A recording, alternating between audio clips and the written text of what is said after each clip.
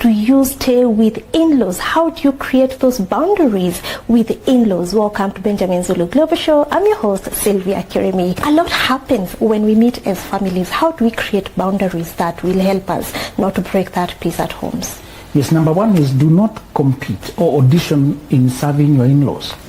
Many people are still trying to, they want you to show that you are the right wife to their son, or you are the right husband to their daughter. Yes. Particularly women, because in large numbers they tend to go to the homes of their husbands, although also the husbands do pay visits to the other in-laws. Mm-hmm. But when you go to the events there, do not outdo, do not try to prove that you can serve everyone. Mm-hmm. Cook when you feel like helping in cooking. Yes. Clean when you feel like you should help in cleaning. Yeah.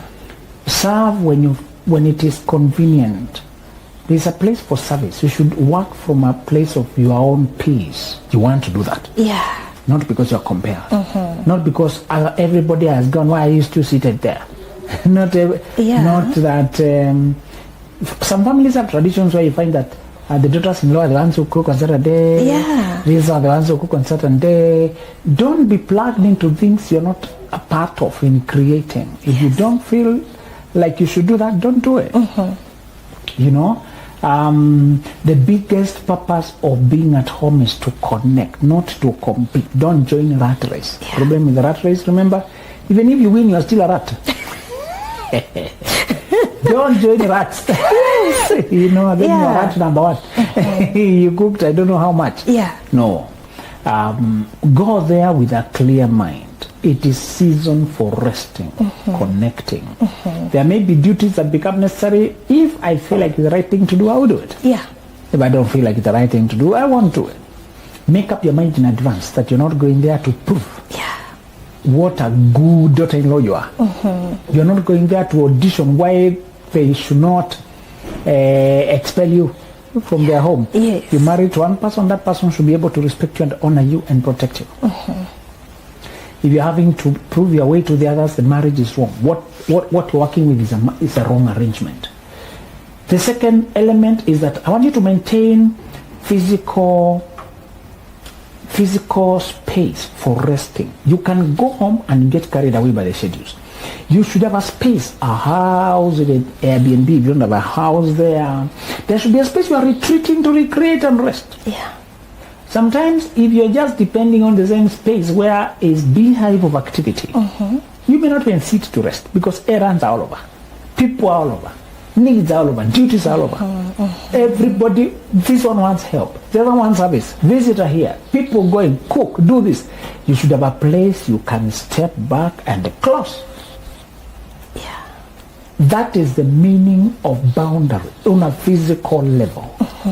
Sometimes, if you cannot manage that, the car works well depending on how many days you are there. Yeah. But for many people, they will have some kind of structure, some kind of house or something where they can retreat to.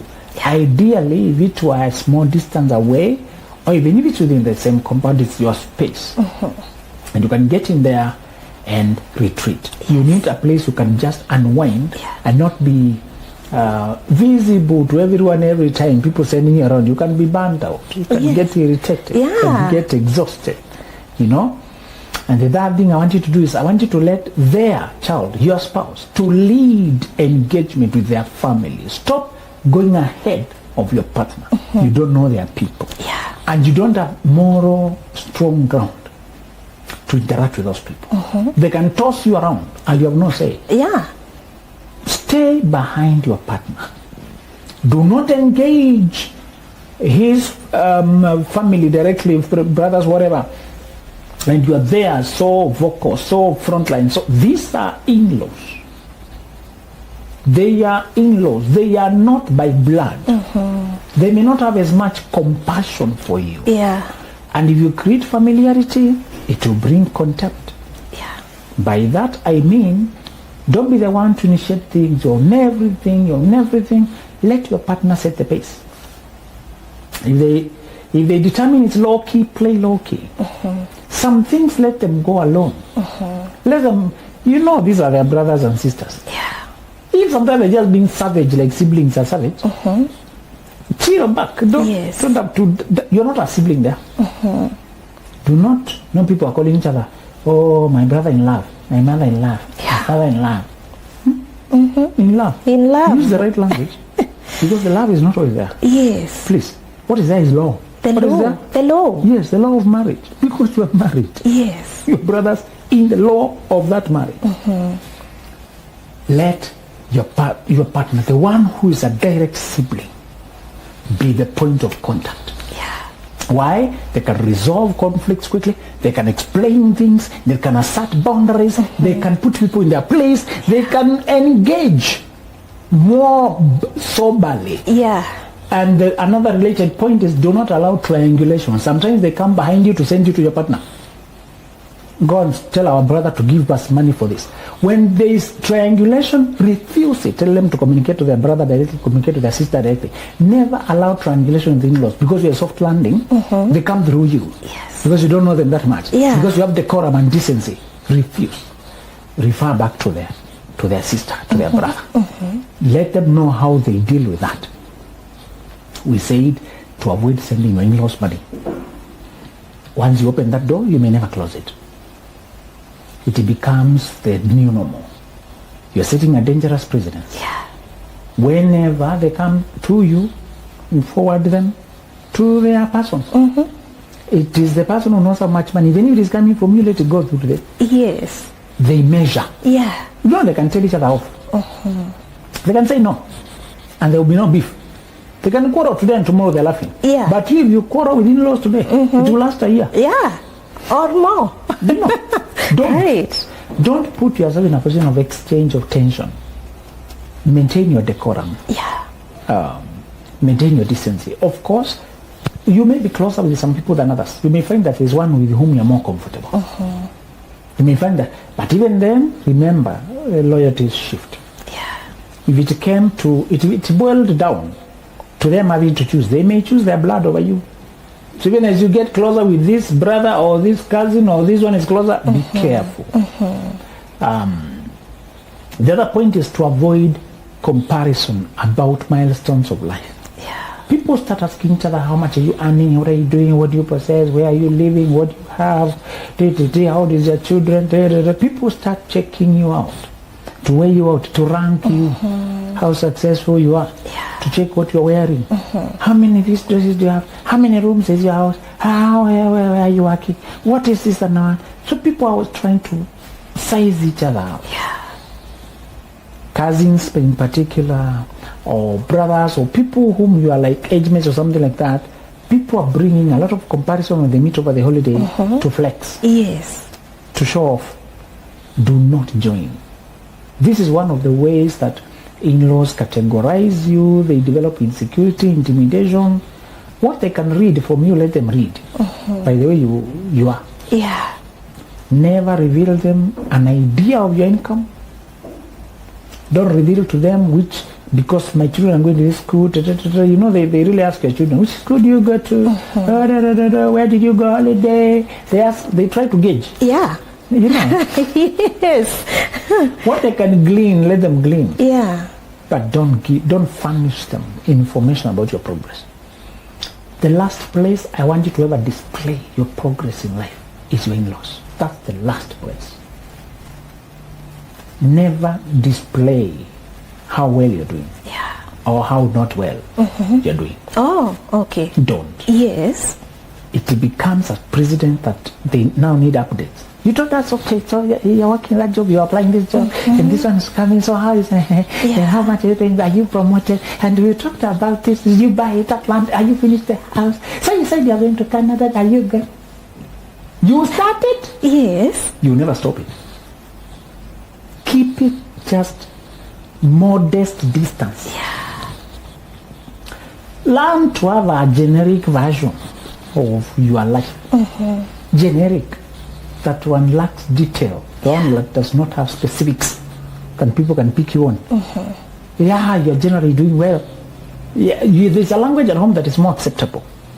Instead of say, have this good job, lucrative job, they pick the language that is more comfortable for them. We are trying. Yeah. We are trying. Right. Yes.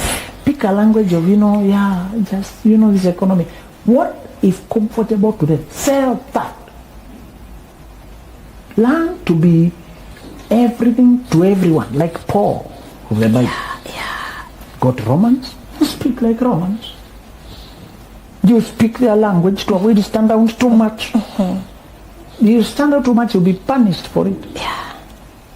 Some of them will make sure that you have money. They will give you all their problems in life to solve.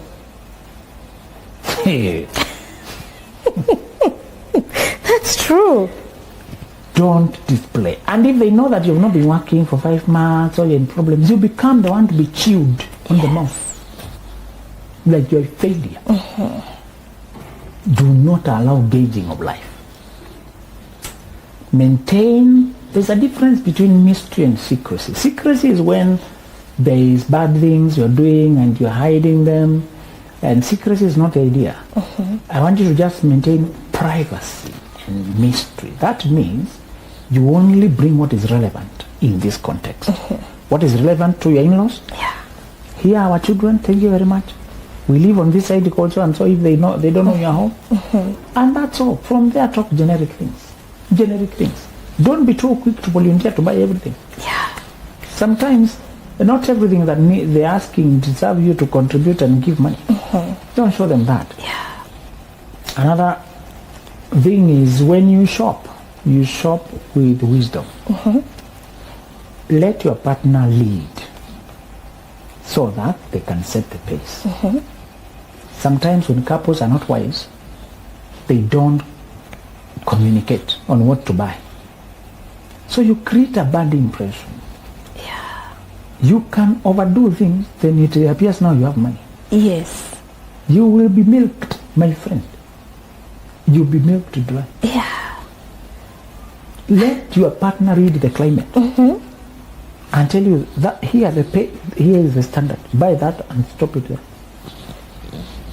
Let them tell you how that dysfunction of that home, how they deal with their own demons. Dance with that tune for your own sake. Don't say, this one you can buy. What is the struggle? My friend, you don't know families. The depth of these families and power struggle and who needs to be kept comfortable for there to be peace. Yes. Don't be jumping. Don't let your partner always signal you. The next point is you need to pre-agree on communication signals. You may not always talk verbatim, but you need to agree when it's time to leave, how to talk. Yes. You're not always on your phone chatting. That context of being in the crowd, the people there, and when it's time to take a break, to step back, when it's time to leave, when it's time to agree, when it's time to decide. Sometimes people corner you. Yeah. The mother-in-law is there. So I have a function in June 2nd, and I wanted the two of you to come and bring my grandchildren, and you buy me a goat and you a cow, okay? Now you're seated there, and you're being committed to this. I told my so-and-so to come. So they have even invited people. Yeah, my children, I wanted actually, now that they are here. Yeah, this one needs 10,000, and the other needs school fees. Yeah, so you guys can help them. Yeah, bring that, sign where? Yeah? You need to pass signals between the two of you. Yes. And as I told you, when you are not sure, defer to their son to answer. When you're not sure, let their child have the last say. Yeah. If you've gone with your wife to their people, let her be the one to have the last say. Avoid commitment. Just be polite and nice. And it's always a perfect excuse to say, we will get back on that. Don't commit. If people can find their way between you, they will finish you. Yes. If they can divide you, they'll finish you. So avoid the situation where you are spending night with some of the in-laws, okay? Yeah. And then you have nowhere to talk. You know, some people go and then the guy is sleeping with the men, the lady is sleeping with the ladies. When are you going to talk? You've been separated. Nowadays, thanks to Airbnb and whatever, even markets have Airbnb. Yeah. If you don't have a house then, go to have Have that space where you can retreat and plan. Why people get into debt in the January is usually because of that element. Unplanned commitments. You were cornered. Imagine that brother whose car got broke and he wants a loan of 20,000. Tell our sister, this one needs the other money. The grandma came here saying this one. And you're being drained here, there, here, there, here, there. Yes. You come back in Nairobi fighting over things that are not yours either. Yeah. There was no communication. There was no coordination. Pre-agree that when I cough, I mean no. When I scratch my right ear, I mean let's step aside. Right. If I tap my cup, I'm not stirring the sugar. Yeah. I'm saying don't answer. If I rub my hands, I'm saying that's a trap. Yes. If you're not sure, defer to me. Play a team. Have communication signals. Yes. Have time to say I need to step out. Have ways to say our children need attention. Sometimes you can just agree, keep your phone near you or be sending a text when I need to. You know? And at home, phones go. Electricity problems, charging problems. You really need your smoke signals. Yeah. Sure. You will need analog signals. Yes. You guys were creative when you were dating, eh? You used to communicate around adults. Yeah. You would pass your signals around. Now, that creativity, can you recall it?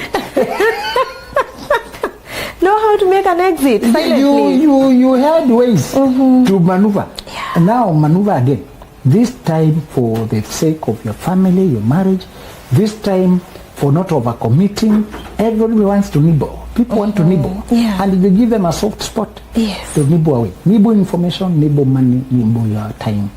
Oh, I want you to come and stand for this function. Take me to my in-laws. Attend this one. Commit for this one. Huh? If there's no communication, you will overcome. Hello, my single people. Your time has come. Are you ready to cross over?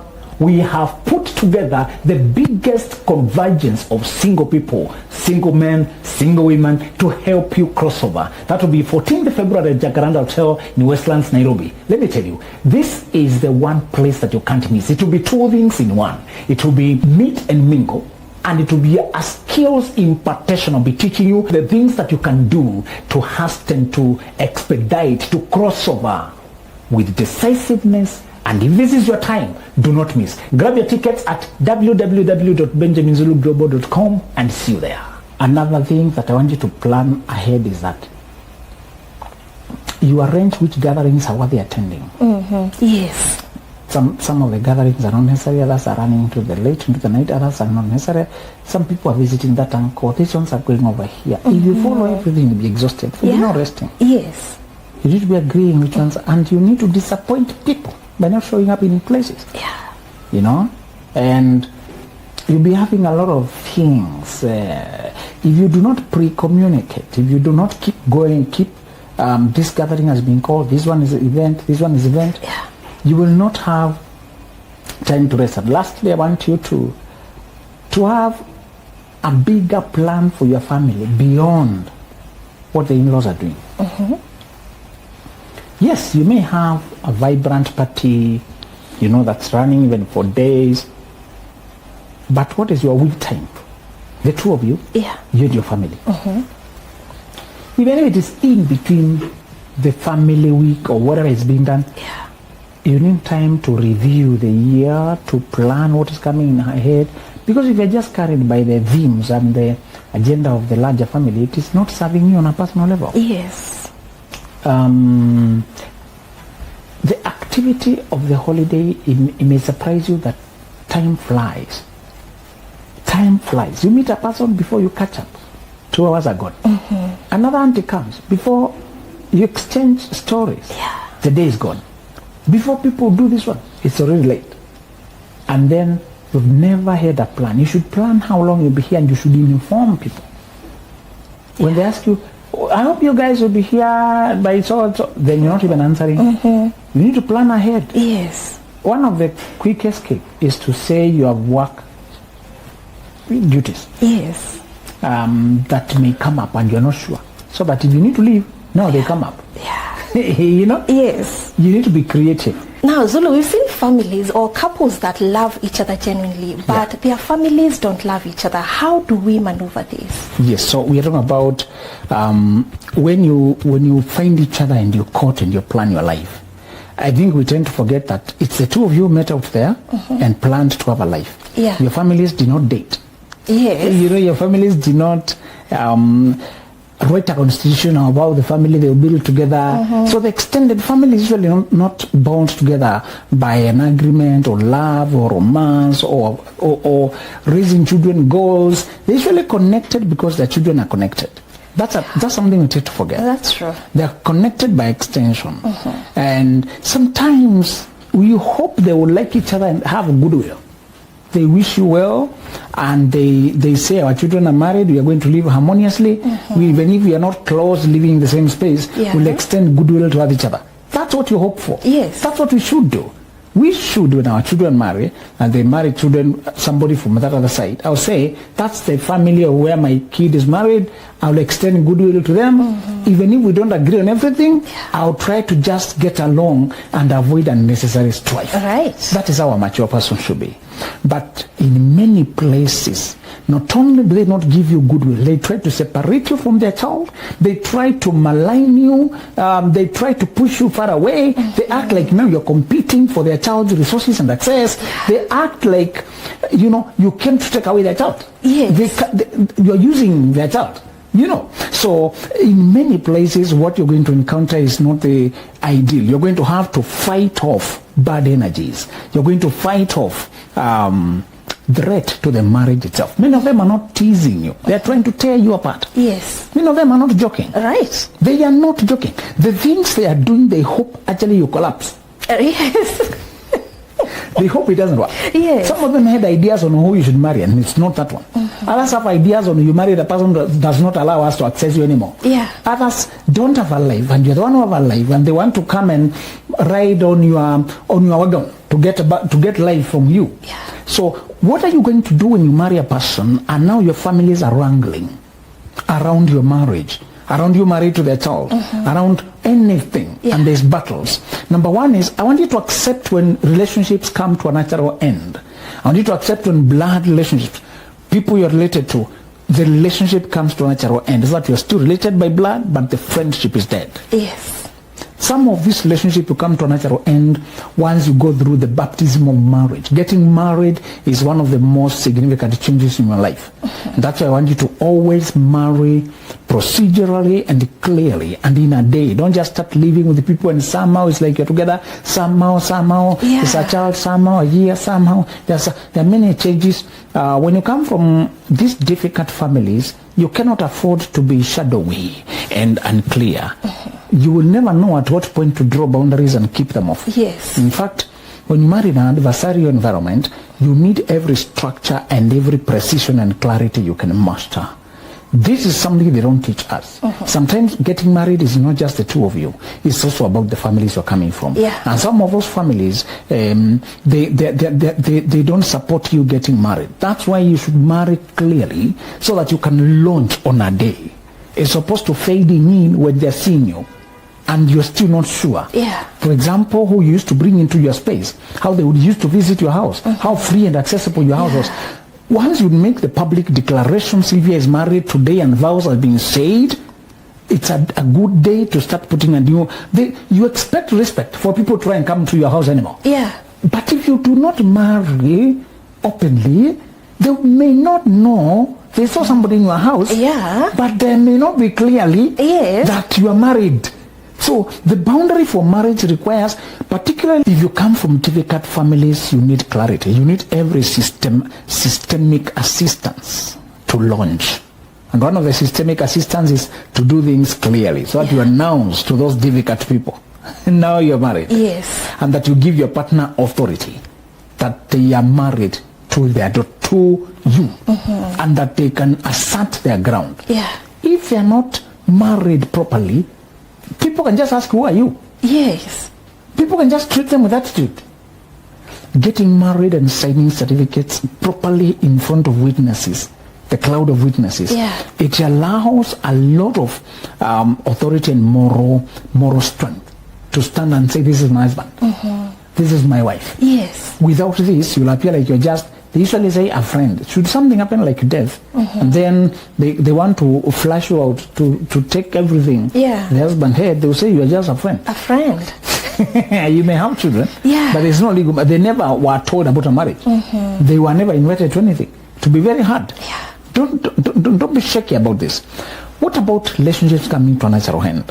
We are talking about when you are friends with certain people because you are an underdog, because you are single, because you are predictable, because they could see you as a startup, they could see you in college trying to get a job, assisting you and there. Many people before their marriage, they don't have an image, a name, a presence. They're not much. Yes. You're growing, you're being assisted with the pocket money here, you know, and people are used to you. You know. People get used to this girl who was in this college here. Now she's trying to find herself. When you come to get married and then you marry correctly, you accelerate faster. You become a system. You are an individual. Now you are a system. You have another teammate. You have a life you are not updating these people on. You are not so much in their space because now you have a person to do life with. You become complex. You become unpredictable. This is very uncomfortable for most people. Many people cannot handle you becoming somebody they cannot guess. When they were used to you being an underdog, now you are changing your status, some relationships will die. Many people who used to be your cheerleaders, who talked like they can see potential in your future, you know, they will change and join your position. I saw a story where a man like Elon Musk, you know, it's very hard to make a man like Elon Musk to cry. Those kind of men don't break easily. They start crying. What? He has seen it all. How will you make Elon Musk cry? He's toughened up. You know, he has all the money to I mean, what? But I saw that man cry, and I could relate because they asked him about when he was launching his space program with SpaceX and how the Senate was discussing, and some of the men who came to testify there for him to not be given the permits for space exploration. He's one of his heroes, Neil Armstrong. Some of the men who went into space and the people he admired and took for inspiration, they stood to oppose him. When you begin to grow, and I saw him break into tears saying it broke me. Some of the men I was hoping, I was really looking up to it. It was hard. Some of the things that will reduce you to tears is when you begin to grow. And the people who used to say, I see the potential of this girl, they join opposition. They used to stand for your growth. You used to look up to them. And then suddenly, when you begin to surpass what they have done themselves, when you begin to shift the power dynamics, you know, if this man was known for space exploration, he is known for going to the moon, and here you are launching rockets casually. You know, and he was dominating that space. This is one of the most painful things you're going to experience when you're a growing person. The people who you once cherished, they characterized your childhood dreams. They were just part of your dear memories and moments.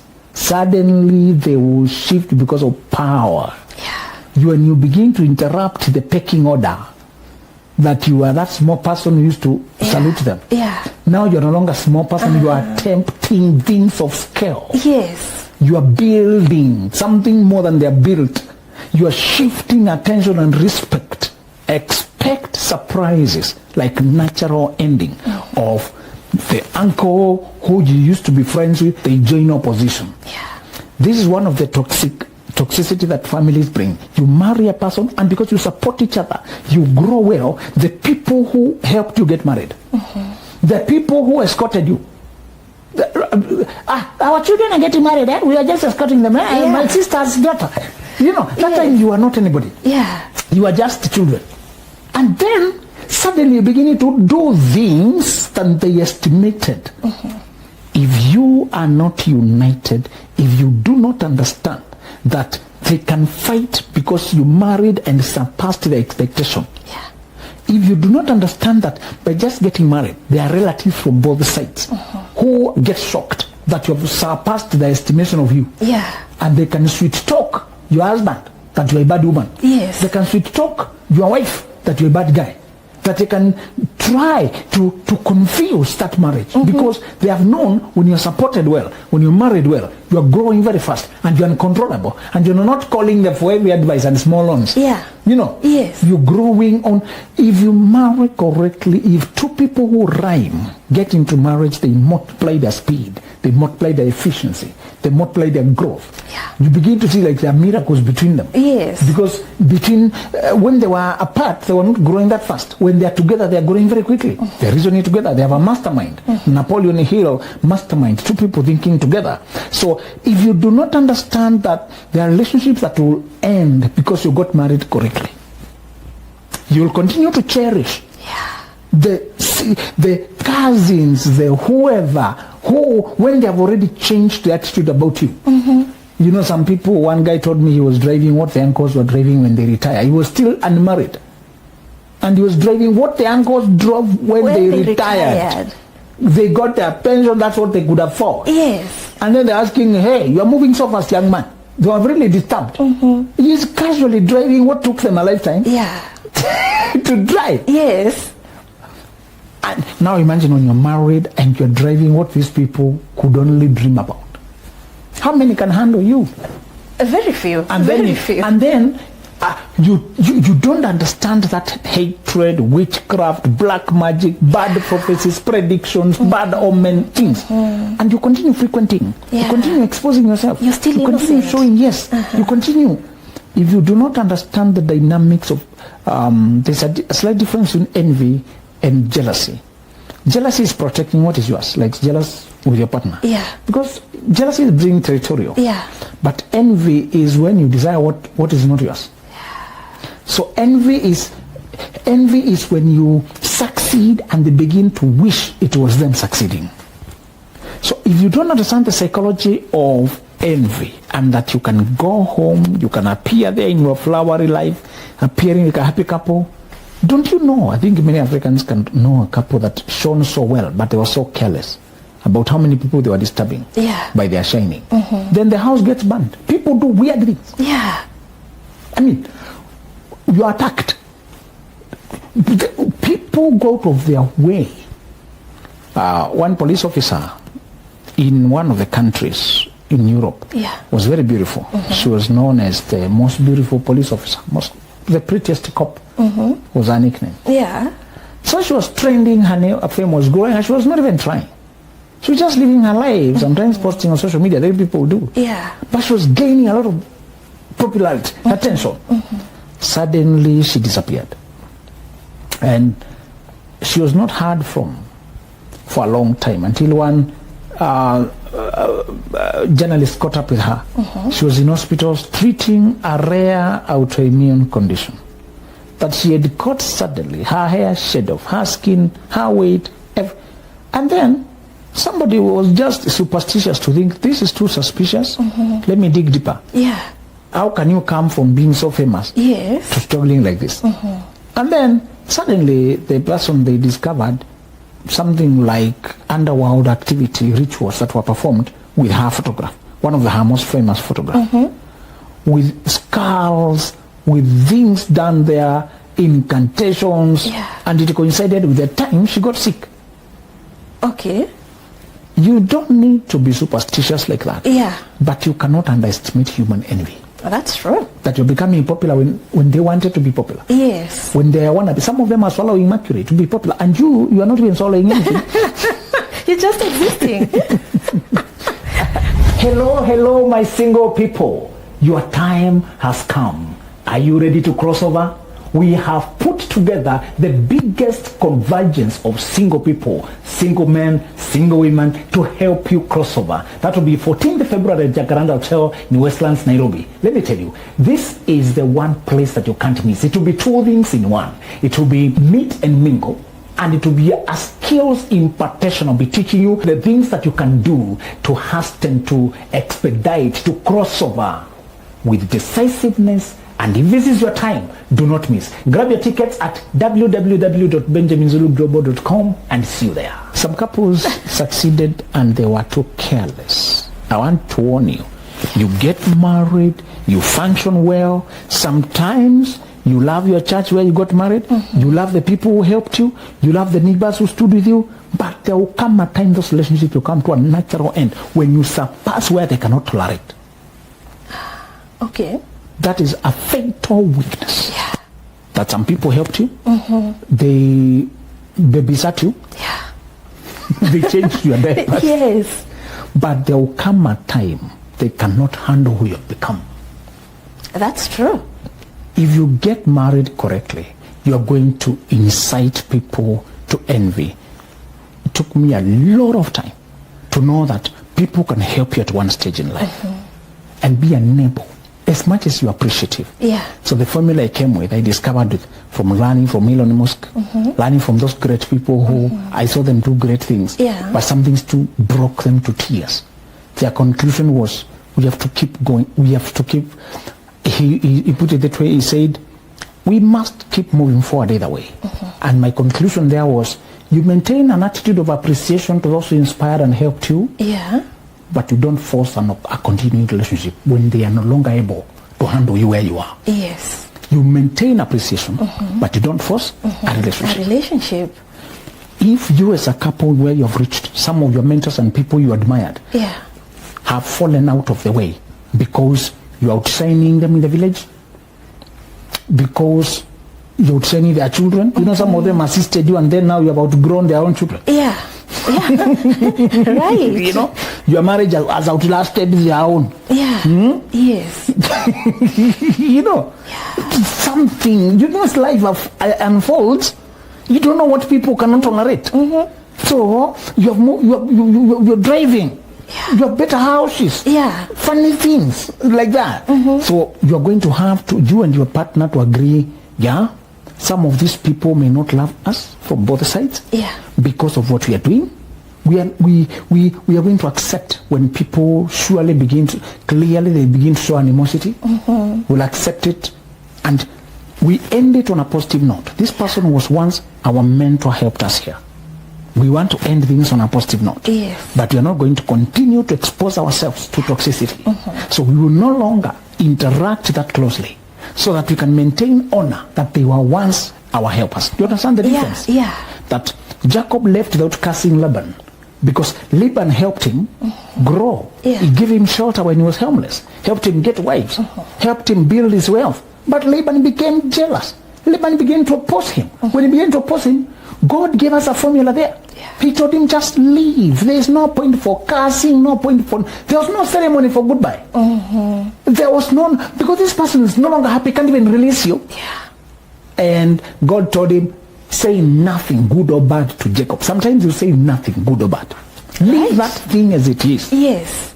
Without comment, without exchange, because where it has reached, Jacob is no longer a small guy, he is now very powerful. Yeah. He has his own cattle, he has his own family.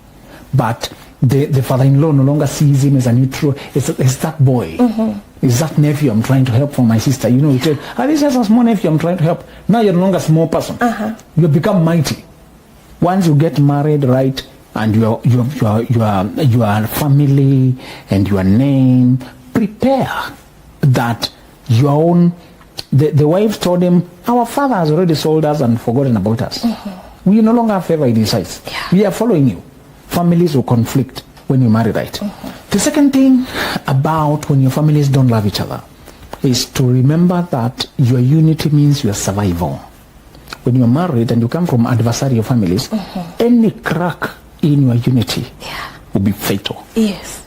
The moment they notice they can talk to Sylvia by the side and talk to the husband by the side, you're finished. Yeah. They were already looking for a way to pull you apart. So you must unite so well that they have nowhere to inject their ideas, their poison, their toxicity, their gossip. You must be so closely knit. Yeah. This is important. When you marry from friendly families, you don't see this. Nobody is trying to tear you apart. Yeah. When you marry from supportive families, yes, you can survive with weak unity. Nobody is trying to attack you. Yeah. But when you come from adversarial families, any weakness in your unity will be exploited to the full. If you try to confide with your brothers against me, and me to my siblings against you, we are finished. We are done. They were already looking for your weaknesses. Yeah. They were already looking for our plans to sabotage them. If you start revealing by gossip, if you start taking sides with the people, if you start saying, I'm like this, my husband, imagine that, the moment any of you begins to give outsiders priority over your partner, and you come from adversarial families, that marriage has no future. How do we manage impossible in-laws drama? If you're married, these are people you have encountered, and if you're not married, you better take notes, because it's going to be a tough ride with Benjamin Zulu on this one. How do we set boundaries with these people? Because they are our people. They are people that we are bound to live with, to have in our lives, but there's a way we need to live with them. How do we manage these in-laws who are very dramatic? Yes, and particularly in Africa, where people prioritize community at the expense of their well-being. That we are people, we are one, we are family, we stick with each other. Internally, they may be very, there may be a lot of strain, there may be a lot of ill will, there may be a lot of incompatibility. Yeah. Internally, they may have a lot of wrangling. But on the outside, you must appear to be together. That's a big message in Africa. Yes. On the outside, you must protect the family name. If you must die in the process, you should die. If you must collapse in the process, you should collapse. Yes. You must lose your joy and your spark in life. Who cares? As long as you make us appear to be perfect, to be okay. We used to live in Manyata, in communities, in groups.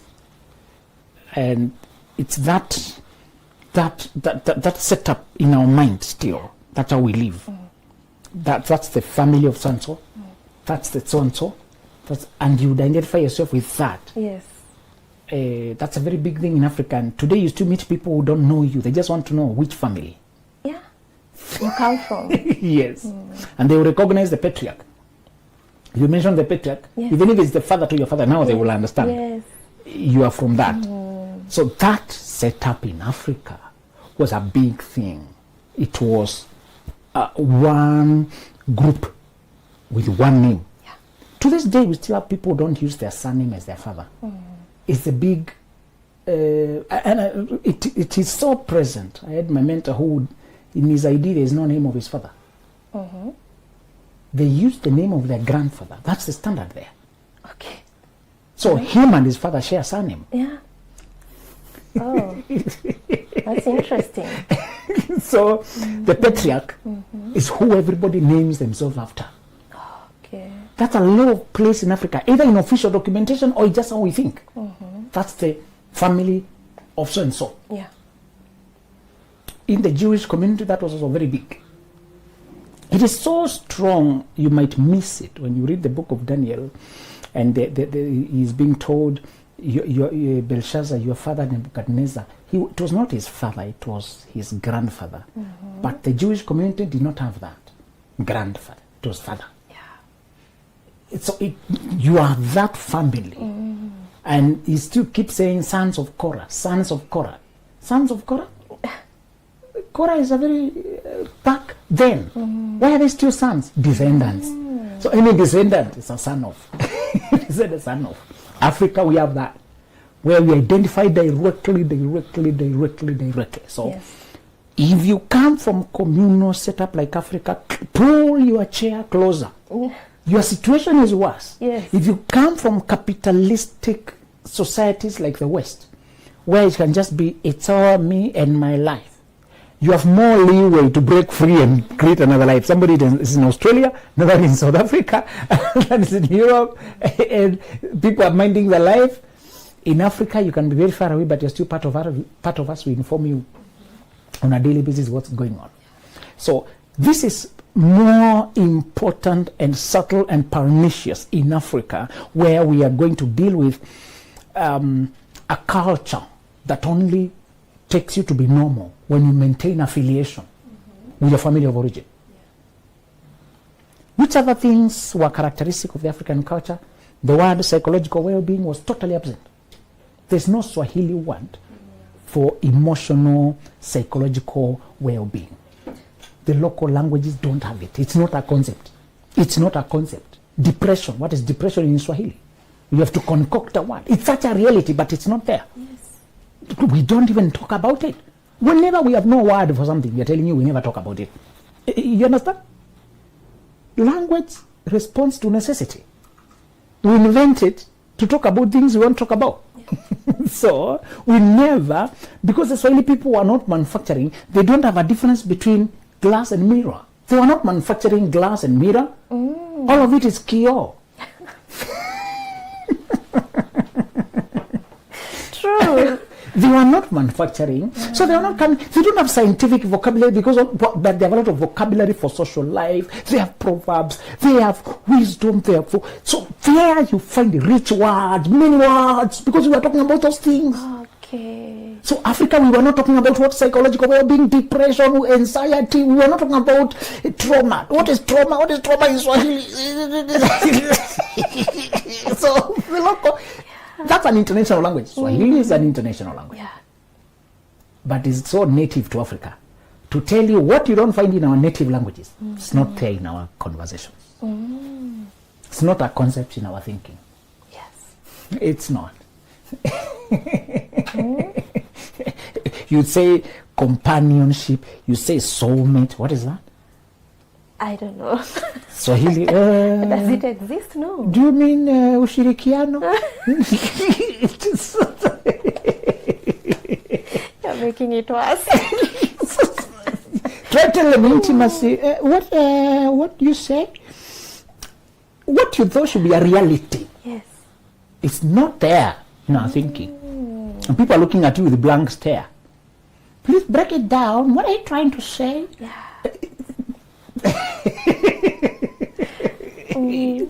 You try to say therapist, tabibu. You explain these concepts to African setting. You don't even have the words to talk about it. Yeah. It is true about the Zulu language, to be true about the Shona language. All the native African languages are only now embracing psychological, emotional well-being. Yeah. They are only now embracing inner peace, grounded, individuation, autonomy. What are those? Those totally communal, shared space. Totally, mtu ni watu. Yeah. You hear language to emphasize. Yeah, communal. Yes. Machamila ni utumwa. If you depart from culture, you are a slave. So, there's a side of culture we say that is very important, gives you rooting. So don't become like some ladies who are calling themselves Rebecca Joseph. There's a lot of African, there's a lot of some people who are calling, and you can see it's really a cover up. Yeah. And I'm told they covered them because they don't like the local name. It was given a bitter name, maybe. It was that young man who had been given a name that meant pain, so he prayed because his name meant pain.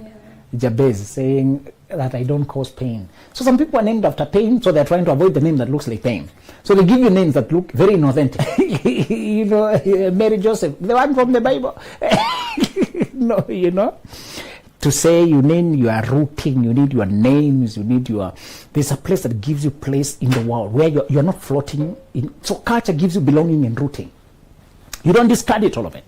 But there's a side of Africanism in particular that if you do not deal with it, if you do not learn how to put it in context, you will be invalidated. You will be disapproved. You will be gaslighted. You'll be gaslighted. A simple thing like stress. Why don't Swahili have things like that? A very simple thing. It's such an experience for everyone. Why would you not have a name for an experience for everyone? So, if you now we are glad that those who develop the language are coming up with words. If you really look at the coming, you can find, but they're so new. People don't know that it's not part of our conversation. Yeah. You really have to buy the kamusi, the dictionary, to teach yourself. Yes. It's not part of our conversation. You keep going back to just socialism, so not psychology. You try to talk psychology in Swahili, it pushes you back to socialism. Yes. You know? Yeah. Tanzania was a big part of it, and it was a very socialistic society, you know. So ni ujamaa, all of us together, shared space.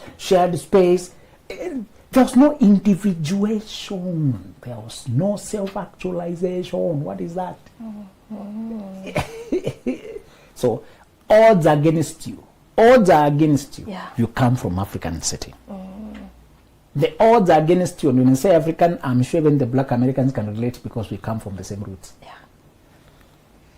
I just want you to understand that what we are discussing today is particularly important because you are expected not to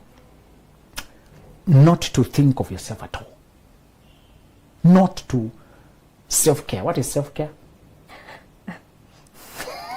Kujichunga. Yeah. I haven't heard of it. Do you know self-love and selfishness in Swahili is the same word? What?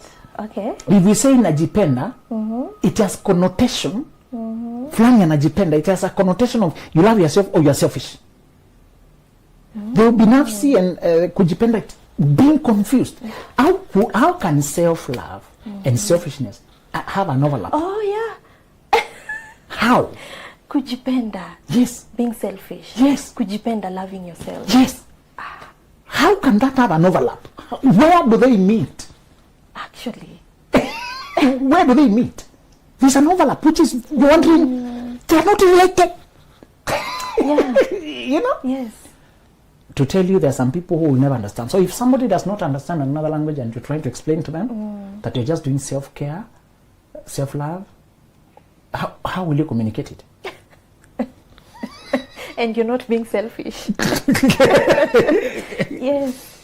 So prepare that some people will not hear you because they just can't hear that language, okay? Yeah. Psychology is a language. It's not just a discipline. It's a language. Yeah. Self-determination is a language. It has vocabulary. It has concepts. Words are concepts. Word is an expression of a concept. When there's no word, there's no concept. Remember that. When there's no word, there's no concept. You think in language. When you don't have a language, you can't think about that thing. True. You're always doing monologue, but you think you're talking alone in your head. You're talking in language. Yeah. So you're thinking in language. That's the limitation of language. Remember that. The language you tend to think in is the most fluent you have. Yes. Yes. The language you tend to think in is your dominant language. And that's how far you can see the world. Okay.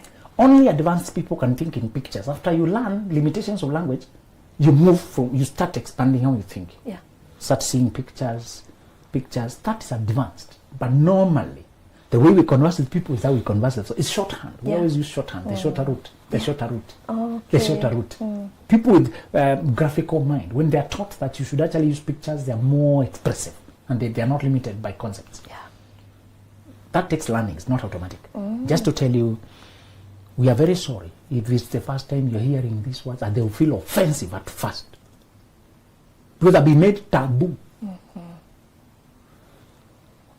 And the first concept I want you to understand is the in-laws. I don't want to delve into polygamous in-laws, but be careful when you marry from polygamous families. You're going to have toxicity on two levels. One, the immediate family. That home, the woman who you've married, that whole house.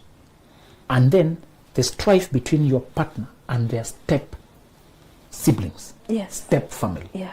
That strife, when your partner needs to individuate from the immediate family, and the immediate family has a struggle with the step family. Yes. And then there's more in-laws you have to deal with. And you have to deal with step in-laws. Yeah. step-in-laws. These things are only in Africa. You have to deal with step and half. Yeah. Half-in-laws, step-in-laws. You know, you're going to deal with things. And there's so many in Africa. The reason I want you to be attending social functions so that you get to know your relatives. There are so many. It takes you a lot of learning to know them. If you don't learn them, your children will marry them. Can you learn your relatives for the sake of your children? That's true. They'll come here, Mom, I'm trying to marry. Then you look at that. You look at that. You know, they have done that many times. Parents have been shocked. Yeah. Your child comes from the university. I found one I want to marry. They finally introduce, and you just have a feeling. Which family you come from? This mold looks familiar. Then you make a few phone calls. You realize these are relatives. And then you're starting to bring awkward message that you are relatives, guys. You can't marry, you know. And in Africa, we had clans. So I just want you to prepare that. What we tell you is not a conversation elsewhere. Yeah.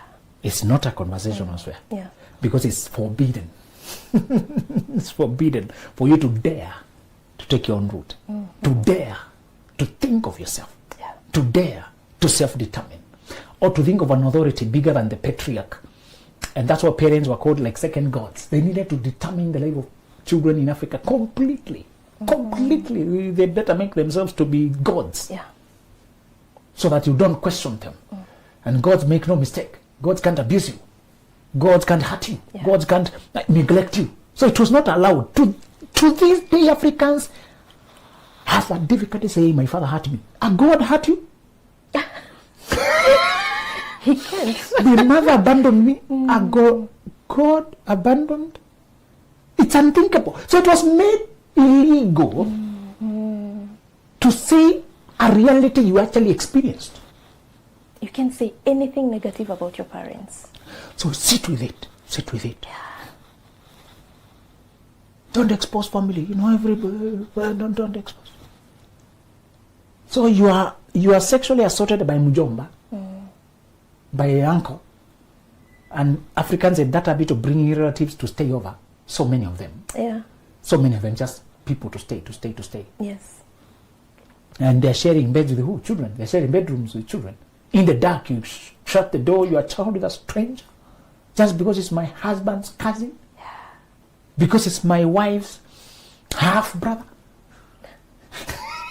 even brother, real brother. You know. Brother. Yeah. Oh, this is child to my elders, it's a cousin to my children. How many stories do we have today, we Africans, that the first sexual experience was from a cousin? Yeah. Because in the dark, we were together. In the bedrooms, slept together. There was no oversight. You are supposed to be brothers and sisters. Yeah. To this day, the Kisii people, for example, the Beere, my people, don't use the word cousin. In their local, there is no cousin. It's brother, sister. Oh. There's no cousin. Okay. It's not in their thinking what is cousin. Cousin is a foreign concept. It's brother, sister. That's why they can't allow marriage. Are you marrying your brother? Oh, okay. They're very strict on that. Yes. Okay. The first I had a classmate who came from Kisii land. He really taught me that culture. He was the older cousin, and all other cousins who were coming from Nairobi were reporting to him, and he's keeping a watch over them and reporting to him. So the parents are asking him about their children. Okay. He was a patron. When you are the first male cousin, you watched all over them. Yeah. You attend their functions. They ask you for permission. They refer to you. You advise them. Yeah. You guide. You have an oversight. So a young guy who is only 20 has 20 other young ones to show the way, because he is the first cousin to come to Nairobi, and they respect. Yeah. Older bro. Communal this way. And I saw it in many. You go to Luo community, it's just Baba Mdogo.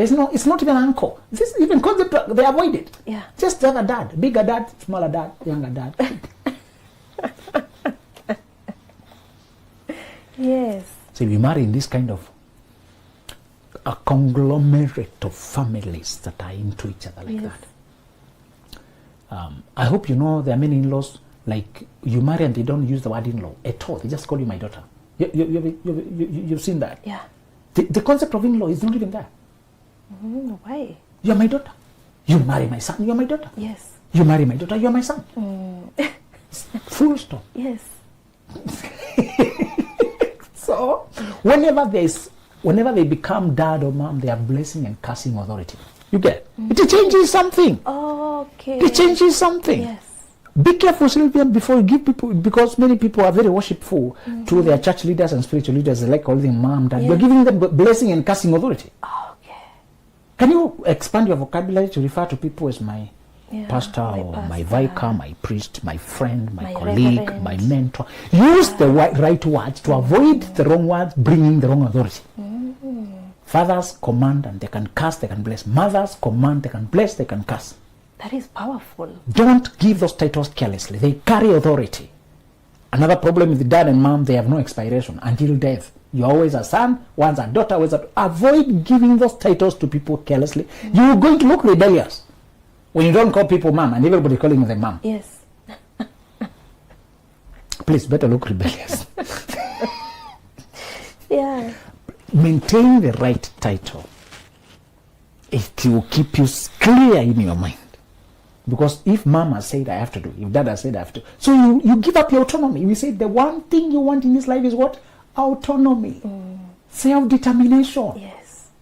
In law, in international law, we call it sovereignty. For that country to be sovereign, to determine its own fate. Yeah. As an individual, sovereignty is autonomy, self-governing. Countries still celebrate the day they broke free from being dominated. Yes. They call it Independence Day. Why don't you want your independence? Why do you keep giving people rulership over your life carelessly by giving them mom title, dad title? Now they can bless, curse. And when they bless you, you believe it. Even if it's not real, once you believe it, it becomes real. Yeah. What you believe becomes real because you behave it. What you believe, you behave.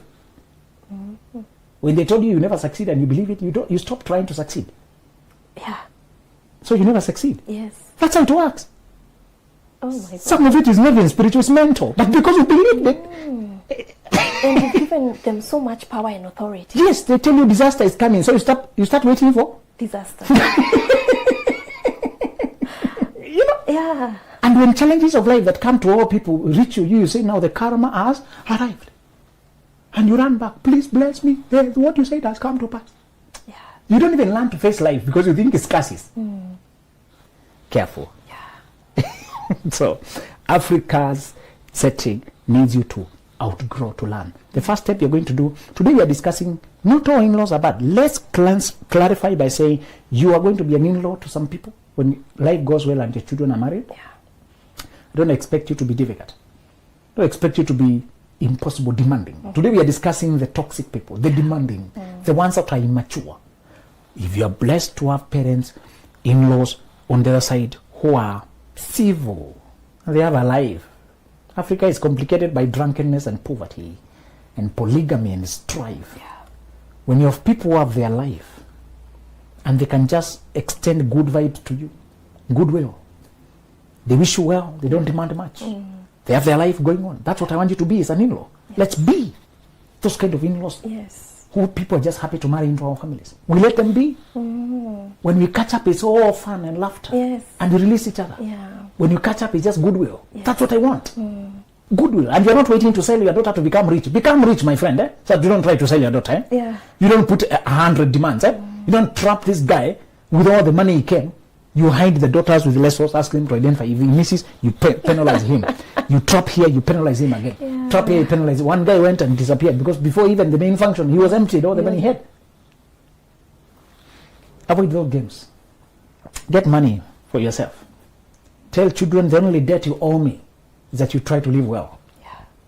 Bless your children and tell them what I want you to repay me if you're happy with the way I raised my son and you're marrying him. Be gentle with my son. Be true to each other. And if you can no longer live together, I've shown you where he came from. Bring him here. This is his ancestral home. Don't kill my son. Yeah. Don't sell him to robbers to shoot him. I know people have done weird things in this world. Preserve my child. That's my heartbeat. You're carrying my heartbeat with me. Whether I'm on earth or I'm not, just remember what you owe me. Is to try to live right with each other. And when you can no longer live right, part ways in peace. Don't get to a place of shedding each other's blood. That is my word for you. Let that be the biggest demand. Oh, that is deep. That's a big, not give me $1 million, give me $2 million. Tell them you can't make me rich. If I have not made myself rich, neither can you make me. Then these situations make the couple go and fight later. Yes. Yeah. Because I paid so much. Yes. I was exploited. There's a resentment. Yeah. But if I tell them, you have chosen each other, I wish you well. You can always call us when you need some encouragement. When you're stuck anywhere, we can use our contacts to rescue you. Yeah. When there's a situation, but try to do your best. Do not worry too much about us. We just want that normal friendship of checking on each other as we do life. You are grown-ups now, you are not children. Bless your children in those words. Do what Rebecca was told. Go and conquer the gates of your enemies. Go and excel. Yeah. Go and prosper. When they came for her to go and marry Isaac, the blessings they gave her, the last one, do that with your children. And gift them yourself. In fact, let the competition be of gifts. Yeah. The first thing I want you to do with these in-laws is to build a community, an alternative community that does not involve them. When you have difficult in-laws, the first solution is to build a different community that does not need you to depend on them for everything. Okay. Previously, you needed them to name your children. You needed them to any rite of passage, to do circumcision, even to set up a new house, even to travel I don't know where. You need them to watch over your home when you're away. Yeah. When you depend on them as a community and you're following the lifestyle they have cultivated of depending on each other, you're always open. Yes. But these are difficult people who know witchcraft, who gossip, who try to cut you down, who think you're not the right partner for their son, who think you're not the right partner for their daughter. These are people who are trying to cut you down, gossip about you, malicious, campaigning against you, mudslinging. If those are the kind of people you have, the first solution is to create an alternative community. You're not an island, you're going to need people. But I want you to get other people who you can count on now. Okay. Get people whom you can do the merry-go-rounds with. People who you can do the children rites of passage with. Yeah. People who you can learn finances, consult together. Just journey. Get another community that is not involving these people. Yes. Now, we are saying in-laws meaning the family of your relative, of the family of your partner. And they are very poisonous. They are mean, cold, invalidating, they are chaotic. Or, in very simple African terms, they are poverty-minded and you are wealth-minded. Yeah. That's enough to create conflict. They feel entitled to what you are gathering. Yes. You are gathering for your generation, then they feel entitled to it. And instead of saying, this lady has helped our son to build wealth, they say, this lady is eating our son's wealth. True. Yes, that's what we'll say. Instead of saying, this guy has joined forces with our daughter and they're really building something, they say, he's the one who causes our daughter not to give us money. So the first thing is you're going to build an alternative community that you will not need them. The biggest problem, Sylvia, lies with us. Yeah. When we need the people who we know are not our friends, we need them so much that we keep inviting them. Come and stay with my children, I'll be away for so that long. Come and babysit for me as I go to work. Come and do this. We keep inviting them. Yeah. They come stay over. May got a child, let mom come and do this. No. You keep inviting them over and you know they just become a reporter, a spy. Yeah, and there'll be too much familiarity. Yes. Information spreads. They tell each other what you're up to. They disclose your business. You cannot have peace. So the one thing I want you to do right, the one thing I want you to change how you do it is, number one, have a community that does not need them. And the second thing you're going to do is let their son or daughter be the one to put boundaries with them. Don't go around to quarrel with sister-in-law. Okay. They have no duty of care with you. They have no connection with you in a direct sense. Yeah. Don't also change the language too much. People have stopped saying daughter-in-law. They say daughter-in-love, mother-in-love. You are not in love. Use the right words so that you can think clearly. Learn to talk plainly so that you can think clearly. People are avoiding law. That law is what is there. Yes. People want to replace it with love. And then they assume there's love. You know, when you say it's my mother-in-love, you imagine this? Love. My friend, the person you're in love with is the one you married to. Yeah. Because of that, there's a law. When you marry, your covenant of marriage, the other ones, by the law of this marriage, they are sisters in law. Yeah. They're not sisters in love. They're not brothers in love. It's by the law. Talk plainly that you can think clearly. I never thought of that. It's by this law By the law, yes. of marriage. Yes. There's nothing else between you. Yeah. Stop deceiving yourself. Eh? Oh my goodness, this is so good. Yeah. We said language affects how we think, because we tend to think in words. Imagine my dad in love. Huh? My dad in love said, huh? Dad in love. When you say my father-in-law, you say we are only connected by law. There may be no emotion. You already allow allowance now. Yeah. We may be friends or we may not. Yes. We are just connected